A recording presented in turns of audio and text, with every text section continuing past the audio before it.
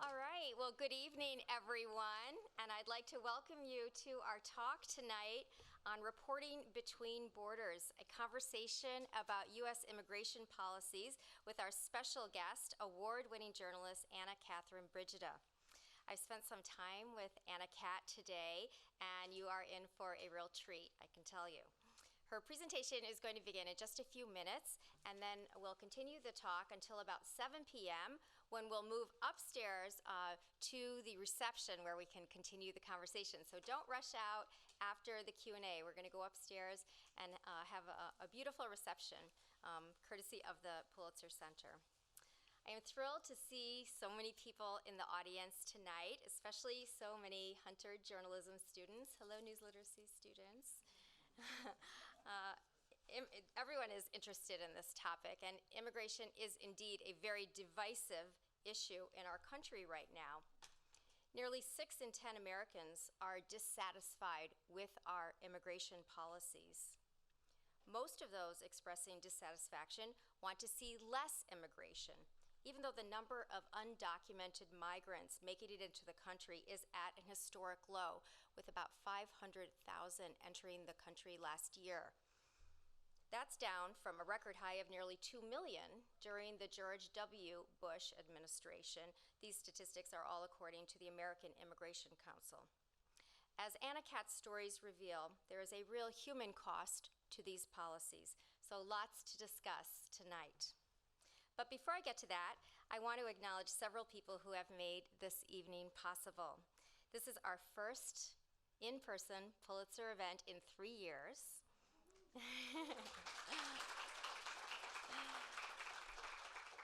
And we are just delighted to be back in this beautiful and historic venue. Our event tonight would not have been possible without the support of the Roosevelt House, and I'd like to thank Mac Barrett, Harold Holzer, Aaron Feynman, and the rest of the Roosevelt team for hosting us and also helping us tonight. But the biggest thanks go to the Pulitzer Center for making this evening and this conversation possible. For those of you who are not familiar with the Pulitzer Center, it's an award-winning nonprofit journalism organization dedicated to supporting investigative reporting. Last year, it funded more than 170 projects for stories that were unreported or underreported by the mainstream media. The Pulitzer Center is also responsible for the Campus Consortium, which Hunter College is very lucky to belong to. It's a network of 35 universities and community colleges around the country that support evenings like this and an international fellowship for student reporters. These fellowships give students the opportunity to report on a story of global importance that they truly care about. In fact, we are very excited to announce Hunter College's 2022 Pulitzer Fellow tonight, so stay tuned for that in just a moment. This student will be the 6th Pulitzer Fellow from Hunter College and will join previous fellows who've reported stories from Sweden, Sierra Leone, Japan, and Greece. And we have another student going to Vietnam. Her trip was postponed because of COVID, but she's going to get it done this summer. These fellows all produce compelling stories, but even more importantly, they demonstrated the undeniable power of journalists to engage and inform the audience of issues of our time. I'm delighted to tell you there's a renewed appreciation and interest in journalism right here at Hunter College. Despite the pandemic and all the remote learning, the number of journalism majors and minors at Hunter College is now at a record high, which is so heartwarming and exciting because they are the next generation of journalists to carry on this important work that the Pulitzer Center so generously supports. And on that note, I'd like to welcome Pulitzer Center's Kem Sawyer, who is the director of the Campus Consortium Reporting Fellow Program. Kem, we can't thank you enough for your support and generosity. Thank you.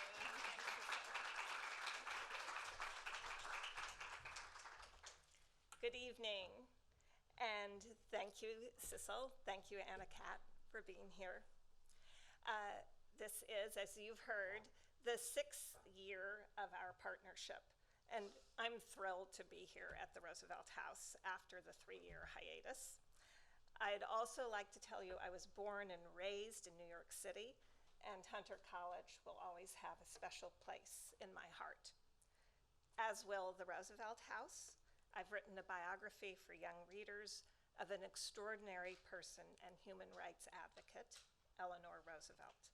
So being here in this place has a special significance and makes me smile.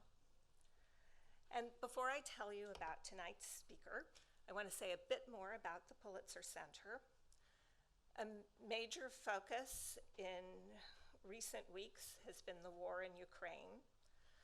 We find ourselves at a crossroads, a tragic time in history, made all the more self-evident by the immediacy of the coverage. We only recently learned we had lost a former Pulitzer Center grantee, Brent Renaud, who was in Ukraine working on a documentary for Time Studios. He was shot and killed on Sunday outside Kyiv. Our support for reporting in and around Ukraine extends to the nightly news program, PBS NewsHour. Many of you here tonight may be familiar with Nick Schifrin, Jane Ferguson, and Malcolm Brabant, NewsHour correspondents, who are showing great courage as they report from Ukraine and neighboring countries. So in addition to our journalism, you've heard a little bit about our education and outreach program.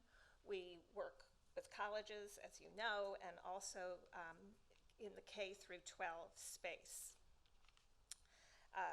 We're very proud to have Hunter College now as a partner. And this year, our Pulitzer Center Hunter College Reporting Fellowship goes to Niamh McAuliffe. Will you stand?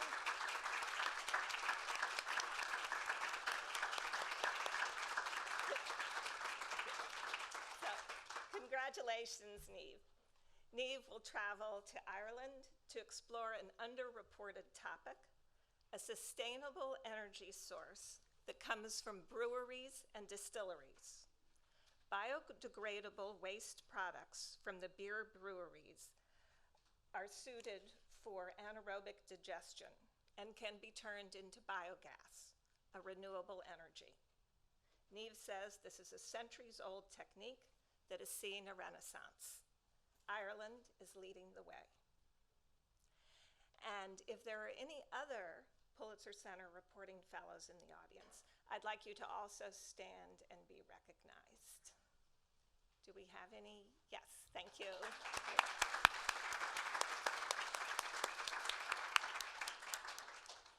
And now I'd like to introduce Anna Kat Brigida, our Pulitzer Center grantee. Anna Kat is a journalist based in Honduras and an editor for El Faro English, Central America's leading investigative journalism outlet. She's covered migration, politics, security, human rights, environmental justice, reproductive rights, and women's rights in Mexico and Central America since 2015.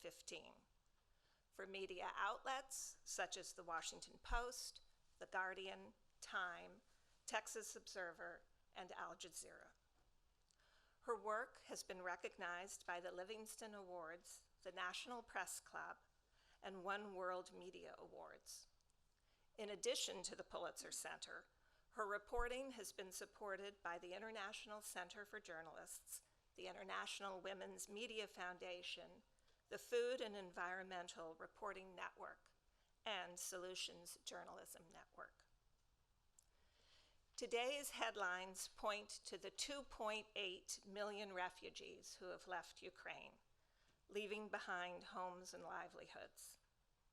Anna Kat is no stranger to the enormous hardships refugees and migrants face and the risks they take.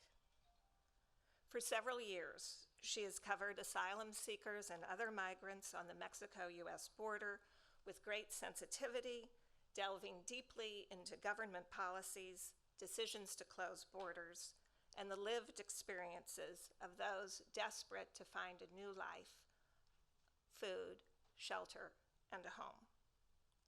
Let us welcome Anna Kat.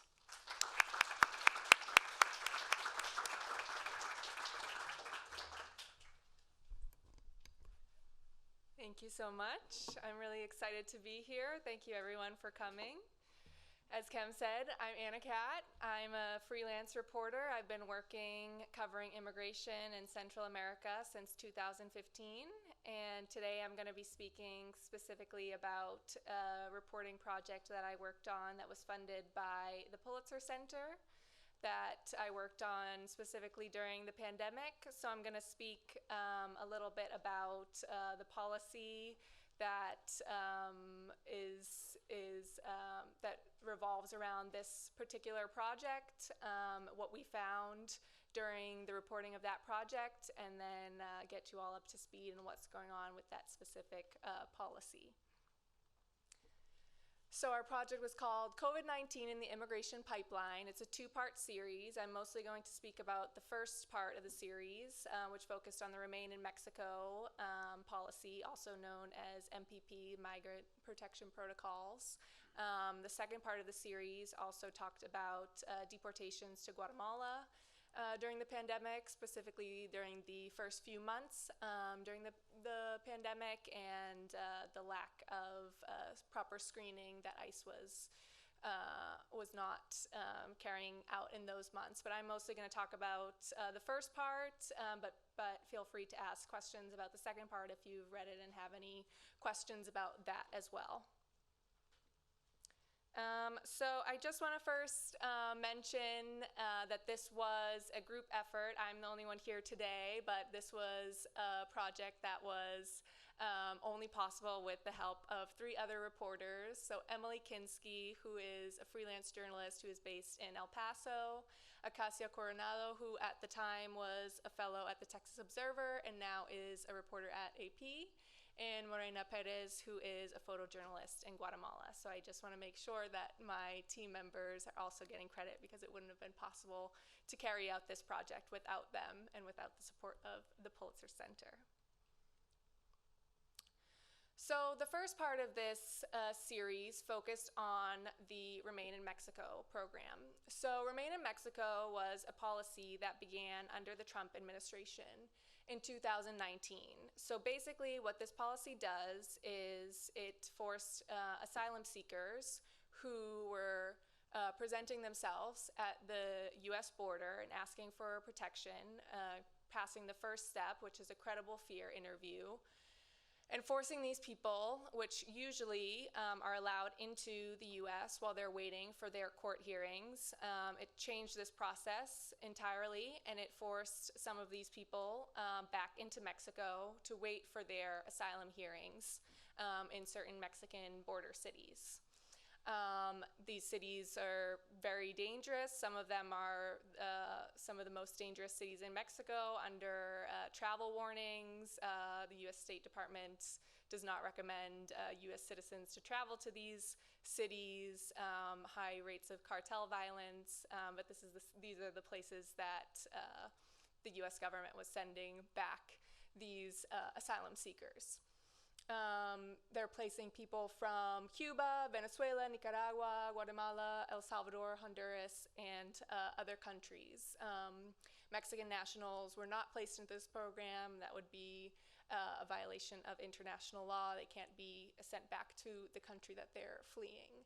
But many other countries were, nationals from other countries were forced back into Mexico under this program. And more than 60,000 people were placed into this program. And so this is just kind of the backdrop for the first part of our series. And then basically what this program created was, in different border cities, the most emblematic case became Matamoros. So the Matamoros tent camp really became a symbol under the Trump administration of this program. And so it really was just, people were camped out at this, at the border. They were scared to go anywhere else. They basically they said that they found protection of being closer to the port of entry, closer to the US border. felt some sort of security there.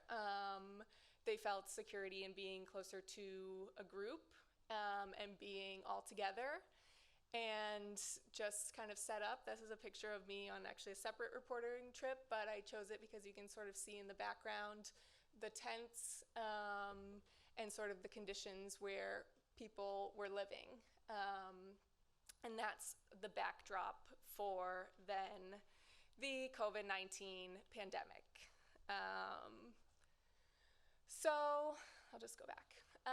This is when the pandemic hit. I spoke with my co-reporters, and we all discussed wanting to propose a project to report on immigration. And we basically decided that, we just started talking about how the pandemic was going to affect migrants. We had all covered immigration in different ways, along different parts of the border or in Central America, and we all were basically interested to know, how is this going to affect the most vulnerable people, migrant populations. And we immediately started talking about the Remain in Mexico program. And so, talking about the Matamoros tent camp, as I already explained, they're living outside, they're living in camps, they're living in tight quarters, not very sanitary conditions. Right away we thought that doesn't sound very good for the pandemic. So right away, our mind went there. And so we settled on the Remain in Mexico program as one of the key policies that we wanted to look at for this project. And what did we find? I mean, we found that the impacts were, even greater than really what we expected to find.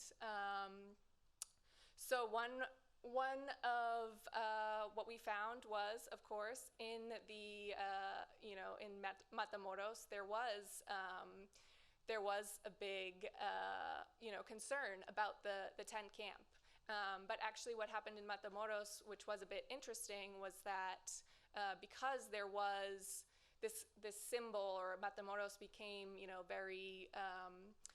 was very well known, it actually had one of the first responses. So there was a very coordinated response, and that's what we talked about in our article, the Global Response Management, the group that right away just sort of sprung into action and started planning for what would happen with the first cases. So they were actually very proactive, and there were eventually cases in the Matamoros tent camp, but they were able to build they were able to build this quarantine center, and they were able to have some resources at the tent camp, but in some other places along the border, at one of the shelters, for example, there was another outbreak, and they had some more difficulties at some of the shelters. That was something that we found that was a little bit surprising. We also found that at some point, though, there was an issue in terms of getting aid to some of these groups because there were border closures. So some of the aid groups that were trying to get some of the aid across, especially some of them that were more informal, were not able to get across the border anymore. So this became an issue, especially in some of the more, the groups that were dealing with more of, bringing across food and things like that. We found that was a big issue. And then we found, in terms of one of our major cases that we followed, let's see, I'm going to go back to actually here, to one of our main characters and talk a little bit about her case, because it was really powerful. So in terms of the policy, we found that the cases, so the Remain in Mexico, one of the first policy changes with the pandemic was that the Trump administration began postponing the cases. And so the court dates for DT, that's her initials, that's what we'll call her. DT, which is she's a Cuban asylum seeker who we focused on. She was in the program, and her asylum case, her court date just kept getting pushed back and pushed back. So that was one of the main policy issues that we found in terms of this program. And so that led to, not just in terms of the court case, but we found that led to many other issues in her life. So as I already mentioned, these are dangerous cities that people are living in. So that's now prolonging the time that people are living in these cities. And so in that time, she was victim of an attack, and she was pregnant at the time, and later, unfortunately, lost her baby, or miscarried. And so we found that, these are one of the impacts of, prolonging the case and having to be in this more dangerous environment for a longer period of time. So we chose to focus on her case for a few different reasons. I think number one was she was just very open, and she wanted to share her experience. And I think she found it empowering to be able to talk about her experience and share what she was going through. But also we found that just, all of the things that she was going through, I think just showed all of the human elements of, what was happening when the Trump administration, decided to postpone these cases and force people to stay even longer in this unsafe environment, and what that meant for her as a person. So in addition to that, she also talked about the economic impact that it had on her, and also the mental health toll of everything that she went through. So we will get to questions a little bit later.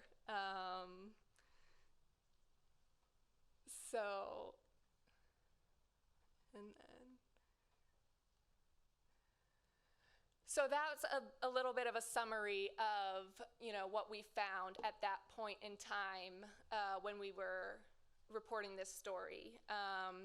This event has been a while in the making, so things have evolved since then with the policy.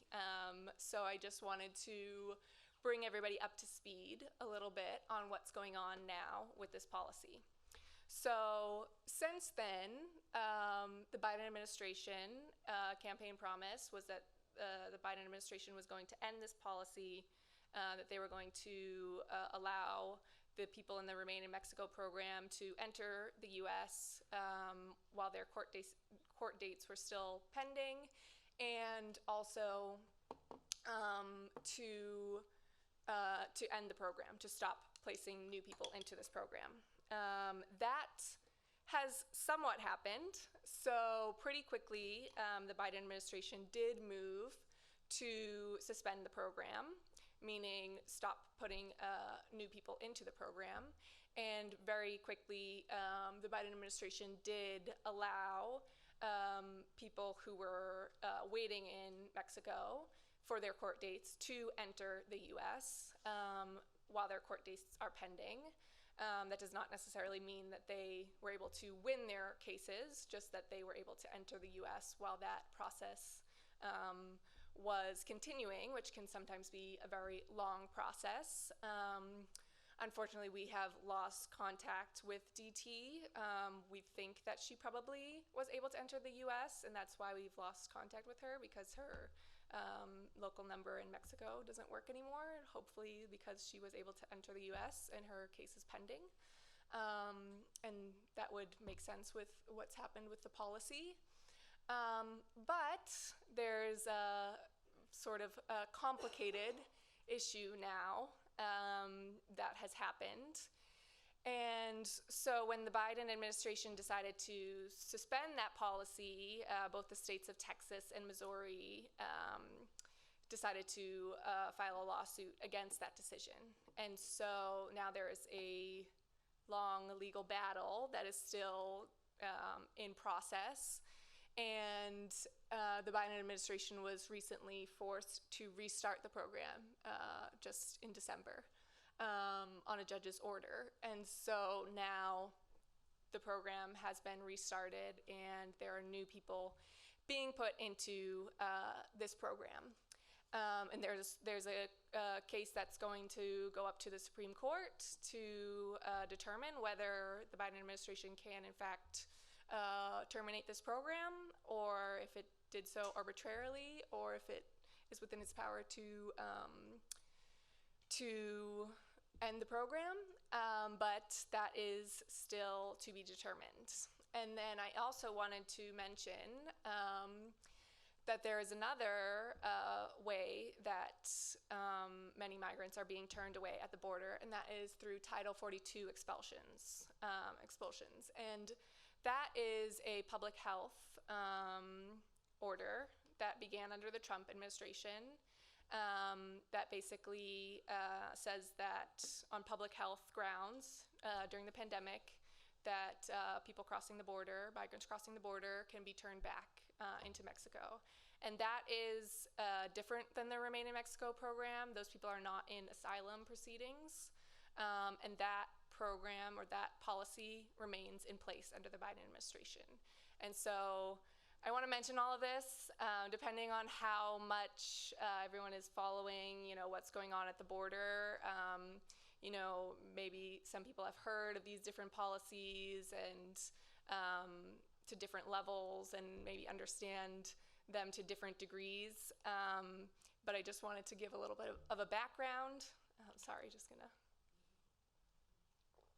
To give a little bit of a background, because they are different policies. They are having some of the same effects of sending people back to Mexico, but they are in fact different policies with different reasonings behind them. And there's also a policy known as metering, which is different and is basically forces people to wait for their turn to enter to seek asylum. So that's also a term that maybe has been thrown out and people have heard of, that also forces people to wait in Mexico to wait their turn to seek asylum. So I just wanted to kind of give a primer to everyone of these different terms and explain all of this. But I think hopefully this all gives a background of what's actually happening at the border, because I think sometimes there's this narrative that says all the migrants are being let in, and that's not really what's happening. So I hope this gives a bit of a background there. And then just briefly going to mention what our second story was about. Not going to be able to talk too much about that, so we don't have time, but I just want to give a basic overview and allow anyone to ask questions about that if they do have any questions. But the second part of our story basically followed the case of a Guatemalan migrant who was in ICE custody and who was deported back to Guatemala, and we basically followed his story to document just the lack of protocols that ICE was following at that time, lack of testing, and just lack of communication as well with Guatemalan authorities in terms of sharing information, public health, for basic public health guidelines in terms of basic COVID protocols in the early days of the pandemic. We found that there were 200 Guatemalans that were deported with COVID-19, and that was as of, I believe, I want to say August 2020. So it's, the early days. And we just I mean, going back to sort of the original idea of our project was just to look at sort of the way that the immigration system makes migrants very vulnerable during the pandemic, and to just sort of trace and document how the pandemic was having an effect on immigrants in the immigration system. And then, you know, knowing Guatemala and the deficiencies in the health system there, and how difficult it would be for them to deal with, you know, deportees with these cases. We decided to, you know, kind of combine those two elements to document those two realities. So I'm sorry that I don't have too much time to elaborate on that, but hopefully that's a little bit of an overview, and if anyone's read that story and wants to ask any other questions, happy to explain more. I think that's about it.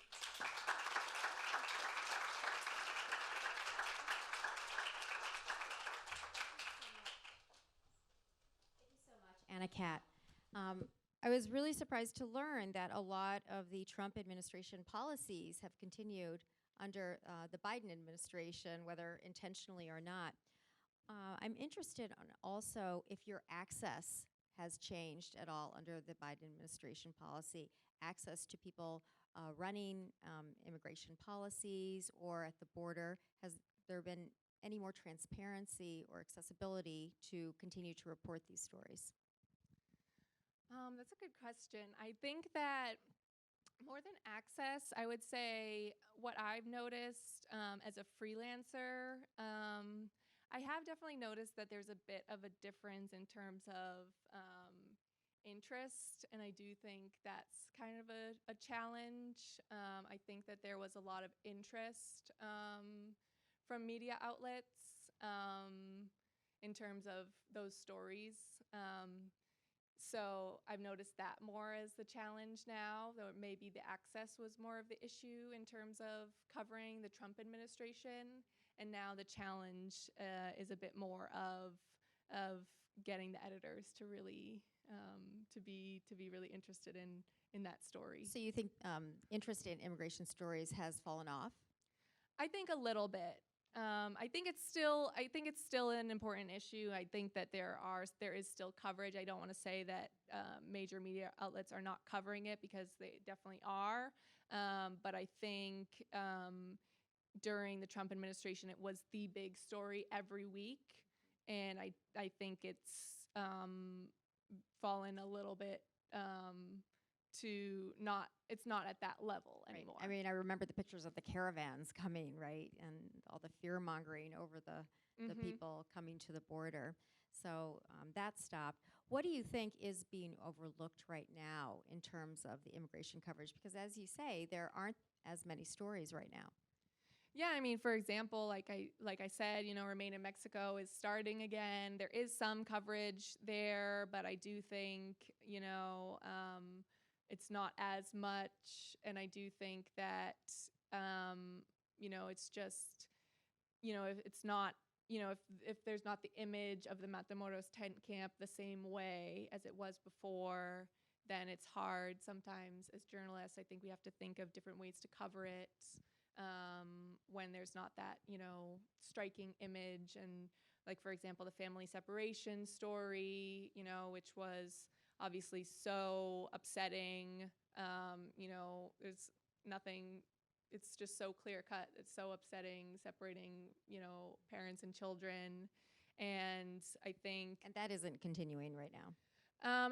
From my knowledge, I don't think there is the continued separation of biological parents and children. I think there could be some other forms of separation of family members, not in that exact same way, but things like that, where I think there's more nuanced stories that, you know, nuanced things like that that are still happening, but it's more difficult to cover because it is a bit more nuanced and less clear cut.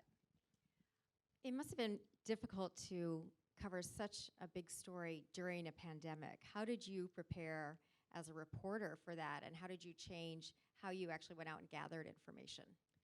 Yeah, well, I think that was where, our team was so important, and having the four of us was just so key. And for people who have worked in different parts of the immigration trail and contacts in different places, and we actually did very little reporting in person. We tried to minimize it as much as possible, not just because of the risk to reporters, but also the risks to communities at that time, just thinking so much about, we also don't want to expose, migrants.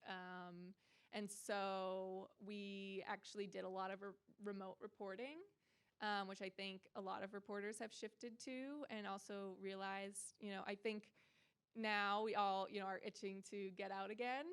And I do think it is important, but also realize that there was a lot that we could do just, calling on our networks of the people that we already knew, and talking to people over the phone. And we really had to just think about, what do we really need to do in person? Obviously, you saw some photos. So photos were done in person, but there was a lot that was just done, over the phone and calling our contacts that we already had, and just trying to minimize the time that we saw people in person. So for our journalism students who are out here, you're a recent graduate of USC, the Annenberg School. What prepared you for this, 6 years abroad doing one of the biggest stories of our time, immigration? What from your education prepared you, and what advice can you give our students who are here? I think what prepared me the most, I think just, getting out there a lot. I think at USC Annenberg, they really, encouraged us to get out in the community. I was living in LA and reporting in LA. And so I always was, out reporting. And I sort of, got started uncovering Central American migration because I was living in LA. And I was covering in 2014 when there was an increase of Central American minors that were arriving to Los Angeles. And that's kind of what started me on this long journey. And so I think my professors always encouraged me to just, get out there and report.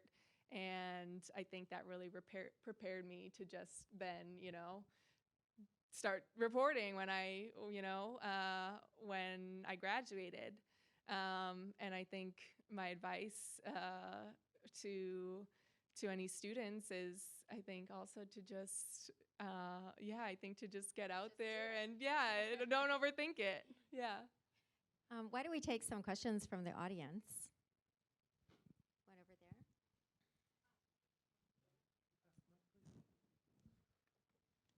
So in the Remain in Mexico policy tent camps, who had jurisdiction over them in terms of establishing hygiene and health and law and in order? Was it the Mexican government, or was it international refugee agencies? Who was in charge that actually didn't step up to the plate?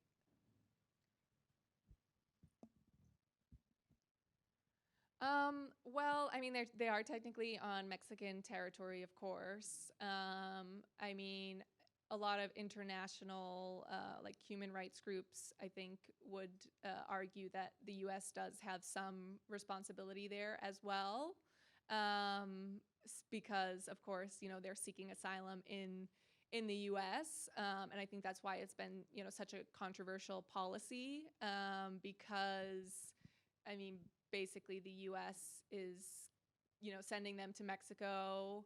And a lot of the criticism from, immigration rights groups is that, the U.S. is kind of trying to wash their hands of it and not take responsibility for their safety. But in fact, a lot of those groups think that the U.S. is responsible for their safety.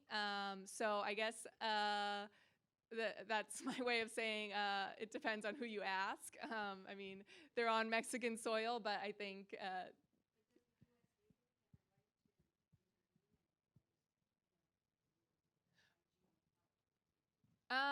well, what else I can say is that like the U.S. has an agreement with Mexico for them to be there.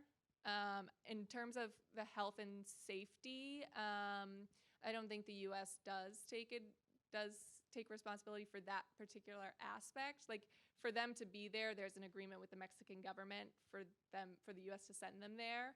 But I'm not sure about the terms and if it covers their like the sanitary aspect of it. But I do understand that in practice, it's the NGOs that are taking responsibility for that mostly. I hope that answers your question.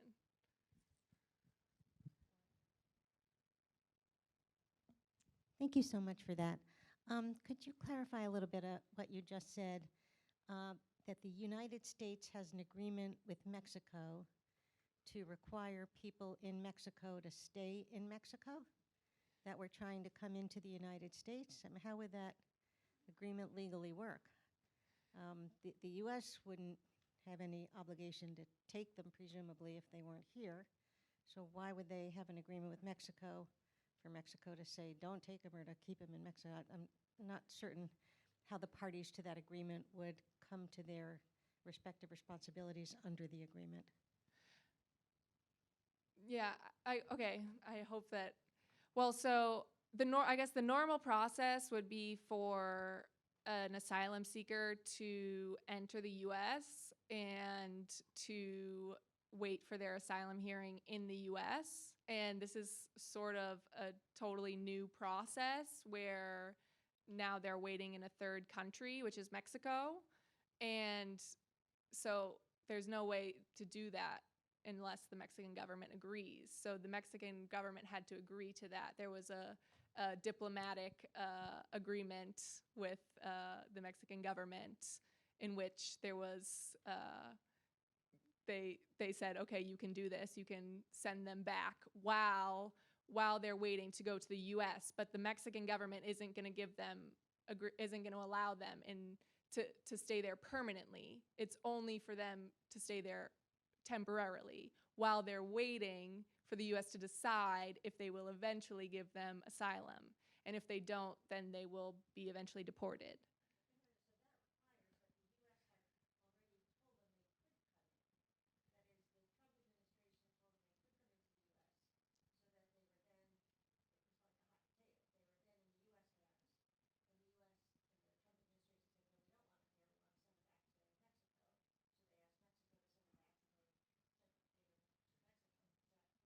Well, okay, so when asylum seekers either present themselves at the border, they don't necessarily let them in, but they're presenting themselves, and then the U.S. is like, we're gonna decide if we let you in. And that doesn't mean they're letting you stay permanently, but they're saying we're waiting to decide, and meanwhile, you can stay. That's the normal process, if that makes sense. And that's there's two processes. So this is like very like we're getting into like the details of how asylum works, but I'm glad that you're asking because I think most people don't understand it. So that's one way, is people either present themselves to the border authorities, or they just cross, undocumented, and the border patrol catches them, and then they can say, I fear for my life. And then if they say that, then they go through this asylum process. But it doesn't necessarily mean that the U.S. already allowed them in. I don't know if I'm getting to your question or to your doubt. It's like a question in the back. But maybe we can discuss in detail after, and I can explain in more detail.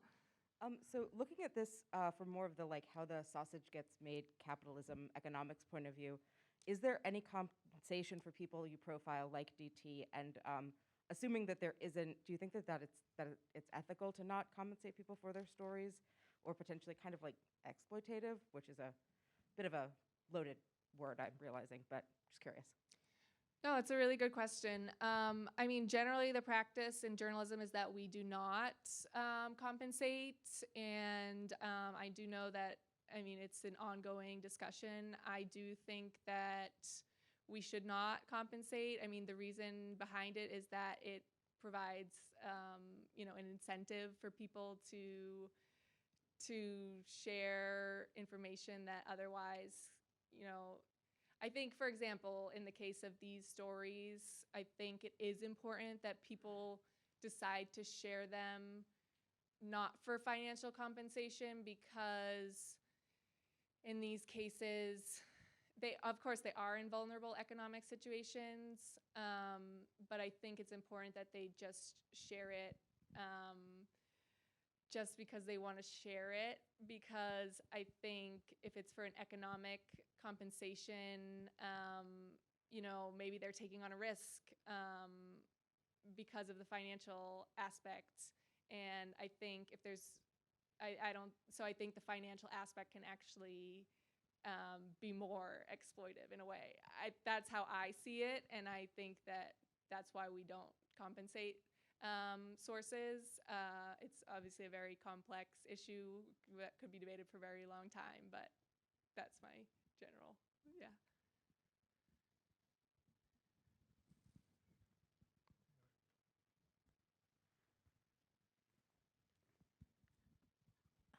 Perhaps you can clarify this because I didn't quite understand it.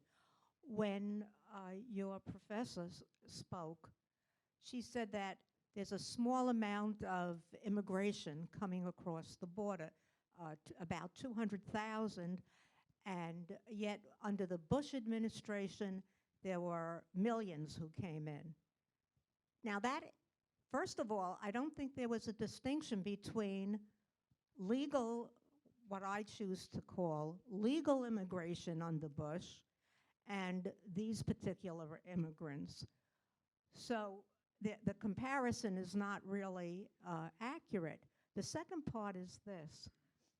Why do I hear on television constantly that there are more than 1 million immigrants, whether you want to call them illegal or legal, crossing the border into America, and yet you just said, no, it's only 200,000.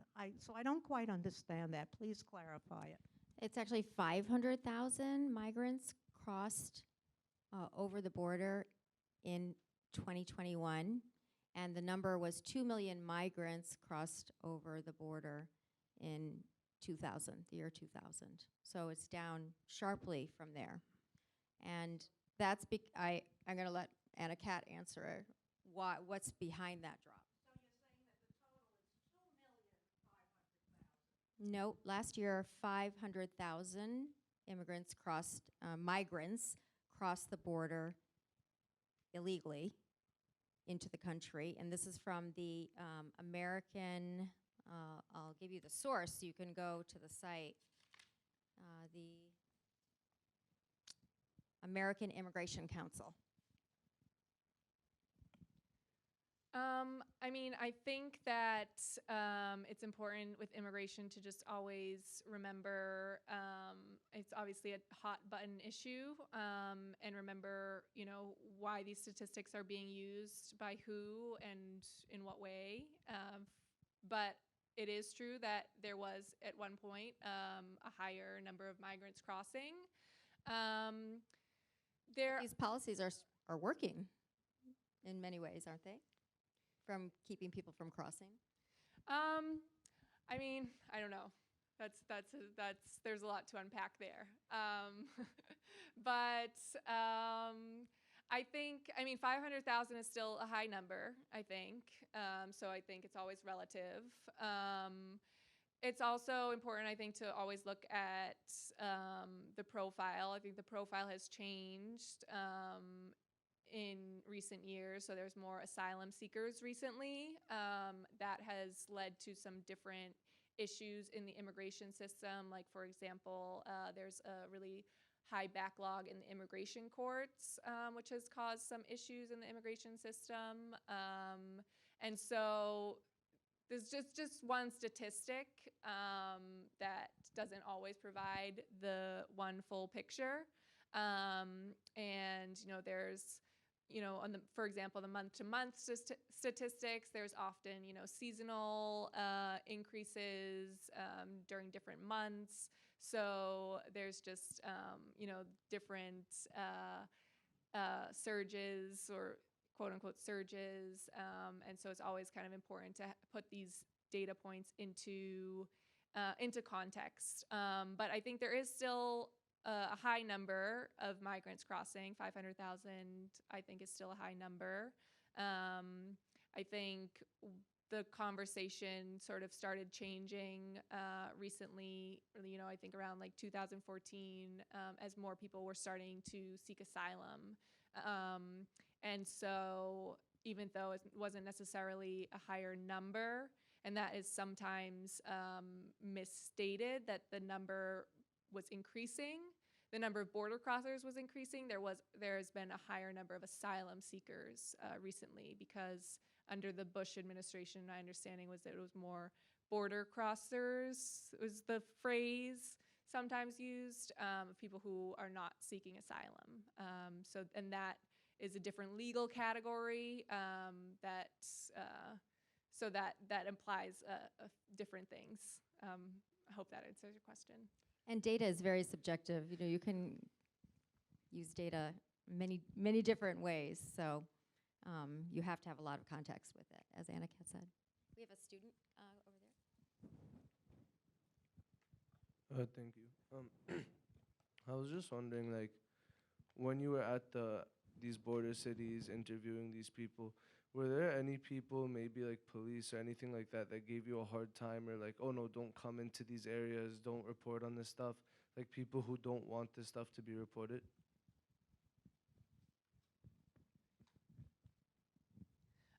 Not directly, I would say. I mean, I think that's always something that we're mindful of as journalists, and just in terms of dealing with authorities and how we approach authorities, and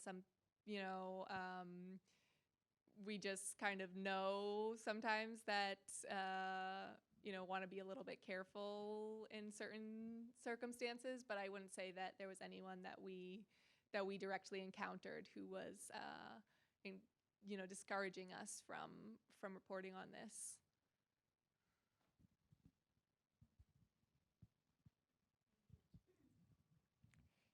It seems to me that there are a lot of social problems in Latin America where these people have to escape because they have distressed living conditions and no benefits from the government, etc. And my question is, what is the United States doing about trying to use our influence or our foreign aid to establish programs that will help these people so that they're not so desperate?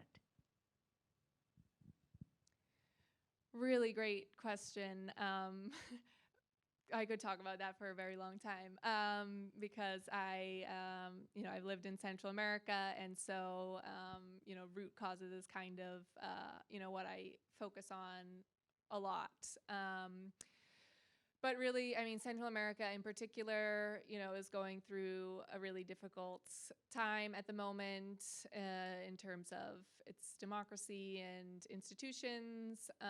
The U.S. has been, at least, the Obama administration and the Biden administration have at least, in their rhetoric been focusing more on root causes, trying to support more democratic institutions, provide more aid. The Trump administration was not supportive of that. And so that there was sort of a lack of continuity there. But even now, with the Biden administration, there's sort of more just more of a skepticism even of that approach, and just if the aid is being used in the right way, and just if it is, just where that aid is going, making sure that it's not going, it has historically gone a little bit too much towards security aid. Many human rights groups criticize.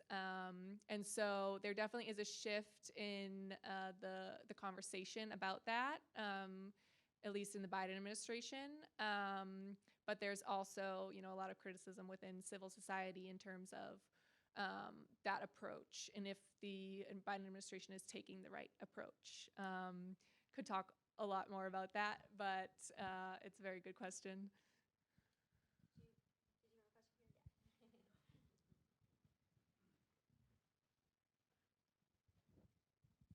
Hi, I'm Clint Brownfield. I'm a travel writer, and I'm the vice president of the New York Travel Writers Association. We haven't had much of an industry this is going on 3 years now. So I have a travel question. Were you able to travel down there in 2020, 2021? Have you traveled recently? Can you just fly in and set up shop? I mean, how is that? Yeah, so, well, for me, I've been based in Central America and was down there and stayed there, during the pandemic. It was, borders closed during the pandemic, but now it's, get your vaccination and take your COVID test, and everything is, kind of settled down now. For the project, we had people in different areas. So that was, crucial for the project at that time, because it wasn't possible at that time. But yeah, now everything is. Oh, I just flew in from Honduras yesterday. Yeah. So. Yeah. So.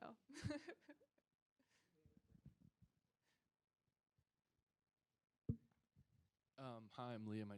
I want to say thank you. And I just wanted to ask, because I was wondering whether the quality of life for these migrants improves after they're finally granted asylum once they enter into the country.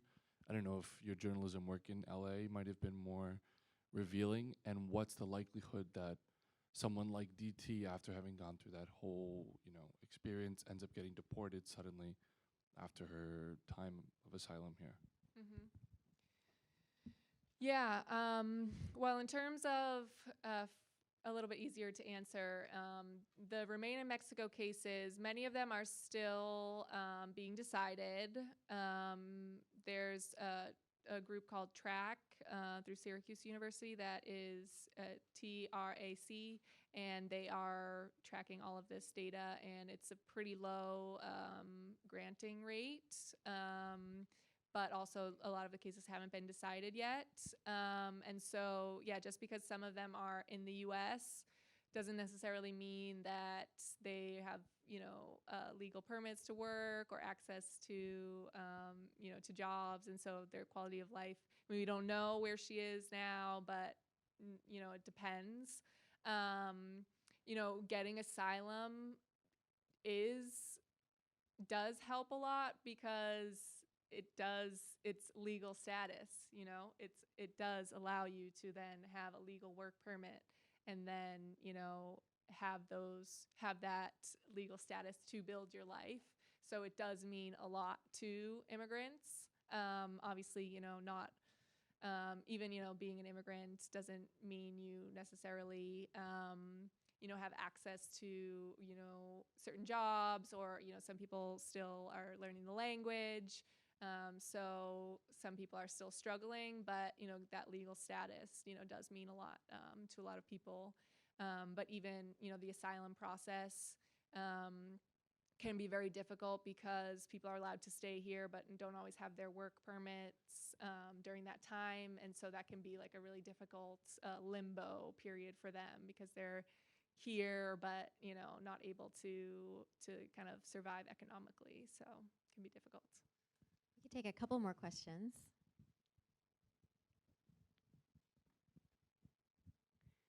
Hi, Anna Kat. My name's Callie. I just want to say thank you again for being here. I'm really enjoying this conversation.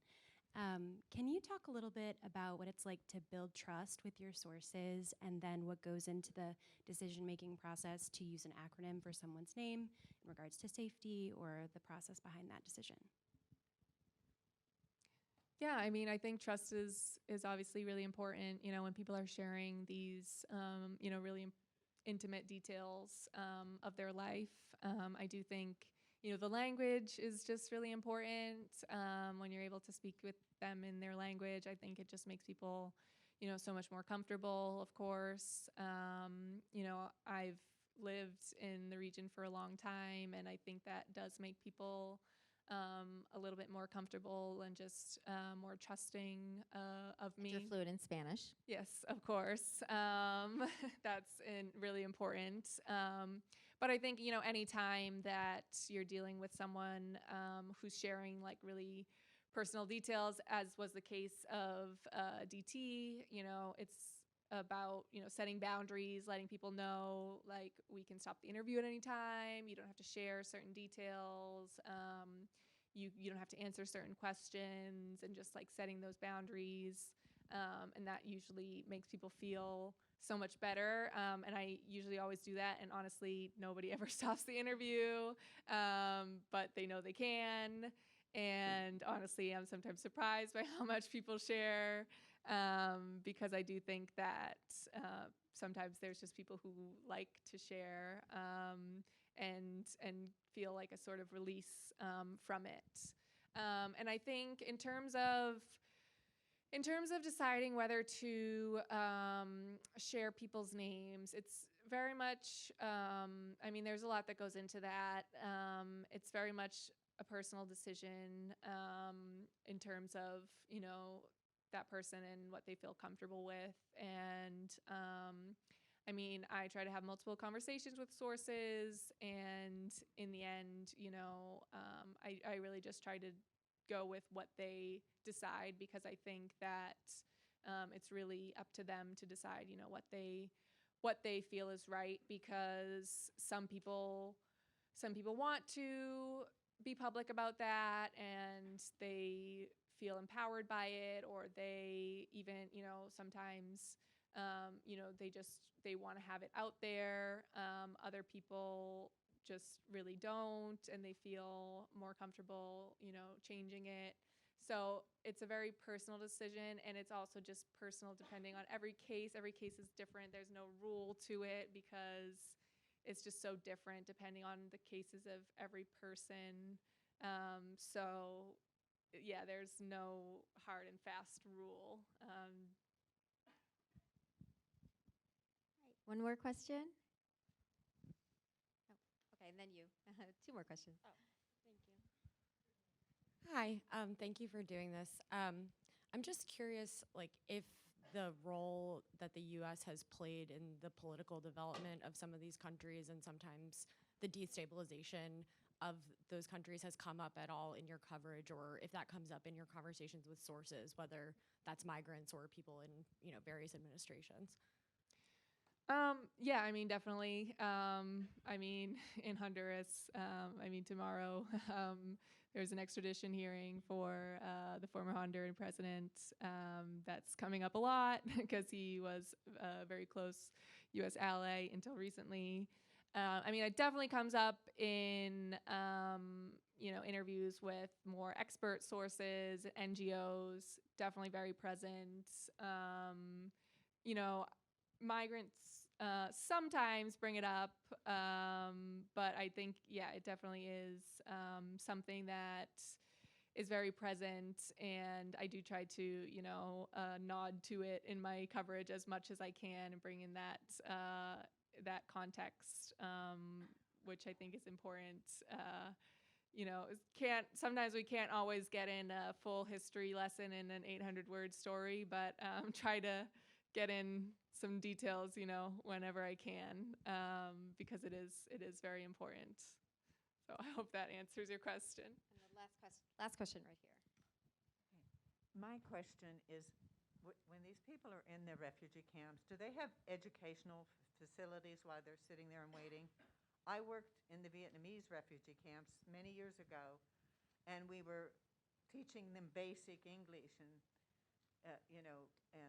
questions to help them in their applications when they got to the United States. There are some like informal efforts there at the Matamoros tent camp in particular, where there were, and in particular, it was really interesting that actually, some refugees themselves organized it that were, teachers in their home countries. So there's some informal efforts that I know of.